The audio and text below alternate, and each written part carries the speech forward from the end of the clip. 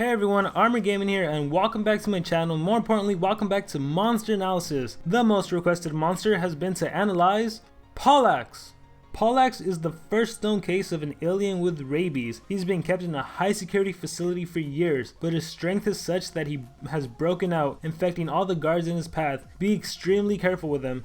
So Pollax is absolutely amazing. I love his design. Look at that, from childhood to teenage years to his adult, just a beautiful monster overall. And in the past, Social Point's good looking monsters have typically let us down, but let's see how this monster does. Getting straight into stats. Power, he boasts an impressive 3,531.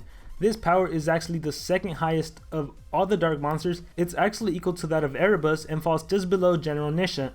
So clearly this monster is going to be an attacker. His life comes in at 24,127, and while this life isn't necessarily good, it's actually one of the lower lives for dark monsters. It is actually significantly higher than most attackers. Most attackers tend to have 22k life. So this monster has 2,000 life more than other attackers. But still, it's pretty poor. However, he does have skills that compensate for this low life, and I'll talk about that later on. Oddly enough, his speed is also pretty darn impressive, coming in at 3,509. This speed is actually the third highest speed stat for dark monsters, and he's actually just slightly slower than Krampus, so he's a pretty darn good monster. He's a dark attacker that's pretty fast, has a decent life, but skills that compensate for that life, and a really high power. So this monster so far is pretty darn impressive. He is dark, like I've mentioned, therefore his weakness is light, and his traits, ouch, his trait is immune to nightmares. Now I know a lot of dark monsters have skills that give nightmares, but Social Point, come on, you can't give us monsters that have immune to nightmares. We want monsters with immune to possession, immune to stun, just something that is more beneficial, but it is what it is, immune to nightmares. Moving on to his default and special skills, we have Slaying Bites and Acid Attack. Not much to talk about here, just default skills, you know, 25 damage, 30 damage, 100% accuracy. But moving on to his special skill, Nest Yelp, deals massive special damage to all enemies, and it's an AoE bleed. So the negative effect bleed is basically the same as poison, except no monster is immune to bleed. So it's pretty darn cool. Like all specials, it does 75 damage. It's a good special for this monster. Just take a look at these names. Skills group 1, we have Bloody Bites. Moderate special damage, 50% chance to bleed. 35 damage, 26 stamina, no cooldown. Corroding Juices. 35 damage, 26 stamina, no cooldown, and instead of bleed, 50% chance to poison. Moving down to Dark Hell, steals life from target, 50%, 40 damage, 25 stamina, 0 turn cooldown. So awesome, this monster is going to have some life steal skills, and this is going to compensate for his life. And like usual, skills group 1 doesn't really matter. Let's move on to the good skills, skills group 2 and 3. So starting things off at skills group 2, we have a special element skill, Carnage Bites. Deals moderate special damage, may make target bleed. It's 45 damage, 28 stamina, no cooldown. For an attacker, I don't like 45 damage. For an attacker, we're normally looking at 55 with a good effect, or 60, 65 especially, and then anything above is just icing on the cake. So I don't recommend Carnage Bites, even though it is 0 cooldown. We really don't need it. Normally the only time we need 0 turn cooldown is for going against Timerion. And you know, when you think about it, as far as Team Wars, you don't really need 0 turn cooldown as long as your main deny monster, which is probably going to be Timerion. If your Timerion can deny the enemy Timerion, you don't need a 0 turn cooldown. So this skill is not recommended. Moving on, we have Eroding Juices. Deals moderate dark damage to all enemies, may poison all targets. AoE poison, I really wish this would have been AoE bleed. That would have been a lot nicer. It's definitely a good skill to run, especially because you're an attacker that's going to be running like 2 strength runes. This is going to be a really deadly skill. Even if the enemy monsters live, they're still going to have decreased damage and they're going to lose 10% of their life. So it's a good skill, and definitely a skill you might think of running. And the final skill on skills group 2 is Dark Outcry. Steals life from target, 50% life steal. So this is what I love. 60 damage, 25 stamina, 1 turn cooldown. This skill is absolutely amazing in my opinion. The fact that you can life steal is so good. It really compensates for the low life. If the enemy is able to get 1 hit on you, and then you can just deal massive damage. Look at that, 60 damage, right? 60 damage with your insane power. It's, again, remember, it's the second highest power of the dark monsters. On top of that, 1 strength rune, 2 strength runes, you are going to deal massive damage, which means you're going to recover massive life. Definitely a skill you want to think about running. Moving on to skills group 3, let me just start off by saying all these skills are really good. So Slaughter Bites deals very heavy special damage, may make target bleed, requires cooldown, 65 damage, 31 stamina, 2 turn cooldown, and it gives a bleeding effect. 100% you want to run this skill. The reason you want to run this skill is because it's special damage, not dark damage. it's always really good to have special damage. Again, in terms of Team Wars, you're going to be going against dark monsters, obviously, so having only dark skills doesn't help you out. You need that special damage skill. The fact that it gives bleeding is really good. So this is the for sure skill you want to run. Moving on, we have Disintegrative Juices. Deals heavy dark damage. Main poison target, 60 damage, 34 stamina, 2 turn cooldown.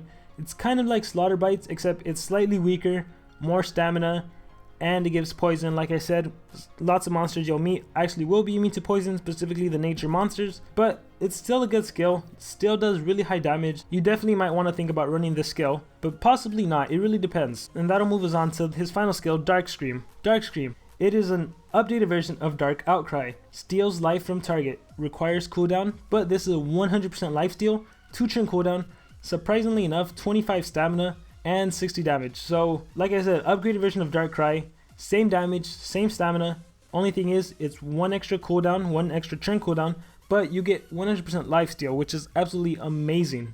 Again, you have to keep in mind, with this monster's power, with a strength rune, and with a skill at 60 damage, you can potentially dish out like 20k, 30k life, which means you can recover your life to 100% like anytime you attack a monster, especially if you attack an earth monster where dark skills are amplified even more. A phenomenal skill. You definitely want to run this. So fortunately for me, this monster skill sets are pretty darn easy. There's only 1 or 2 tweaks I would make. So the skills you 100% want to run are Slaughter Bites, Dark Scream, and Dark Outcry. And then this really is up to you. The final skills are either Eroding Juices or Disintegrative Juices, and I personally would pick Eroding Juices. Now the reason I think you don't need Disintegrative Juices is because if you compare this to his other skills, it's a 2 turn cooldown, right? Well, so is Slaughter Bites. And Slaughter Bites is just a stronger version of Disintegrative Juices. And it's special. The only time you'd need Disintegrative Juices is if you're going up against a Earth Element monster.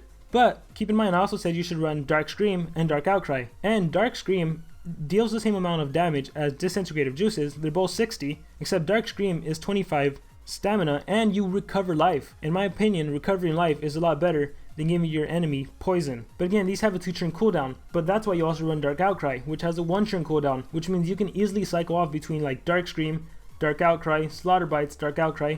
Like, because Dark Outcry is 1 turn cooldown, in my opinion, it's a lot more beneficial than Disintegrative Juices. I really don't think you'll need this single hit poison skill. Slaughter Bites is all you need, and then being able to dish out damage and heal yourself is a lot better. And then Eroding Juices, you never know when you want to just like splash AoE poison and then make all of your enemies weak. So to reiterate real quick, Slaughter Bites, Dark Scream, Dark Outcry, 100% you want to run those skills. And then I recommend Eroding Juices, but if you really don't want that, you could just go ahead and run Disintegrative Juices. Now for runes, I think it's important to look back at his stats. Power, life, speed. Now normally when a monster has a life steal skill, I personally love to use a life rune. The reason I love to use a life rune is, suppose I give him like a level 10 life rune, his life would easily go up to like 50k. Now if the enemy monster was to dish out like 20k damage on me, which is definitely possible, if the enemy monster has 1 strength rune or 2 strength runes, they can easily dish out like 30k, 20k life easy. So if they can do that, they would normally one hit my monster.